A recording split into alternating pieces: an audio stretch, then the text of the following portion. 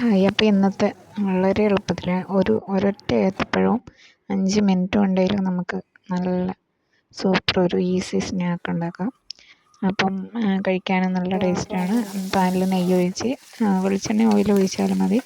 ആ ഏത്തപ്പഴം ഒന്ന് ജസ്റ്റ് ഒരു മിനിറ്റ് ഒന്ന് വഴറ്റിയെടുക്കാം. എന്നിട്ട് അതിലോട്ട്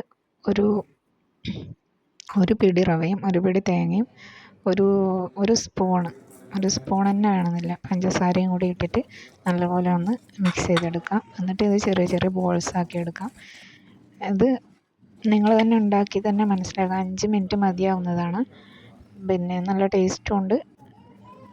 കുറച്ച് ഇൻഗ്രീഡിയൻസ് മാത്രം മതി. അപ്പം പിന്നെ വളരെ പെട്ടെന്ന് ആരെങ്കിലും ഗസ്റ്റ് വരുവാണെങ്കിൽ നോമ്പ് തുറക്കുകയും എന്തിനു വേണമെങ്കിലും ഇത് നമുക്ക് വളരെ പെട്ടെന്ന് ഉണ്ടാക്കിയെടുക്കുന്ന ഒരു റെസിപ്പിയാണ്. അപ്പം ഞാൻ ഈ ഒരു 5 മിനിറ്റ് ഇവിടെ തന്നെ നിന്നിട്ട് പെട്ടെന്നൊന്ന് ഉണ്ടാക്കിയെടുത്ത റെസിപ്പിയാണ്.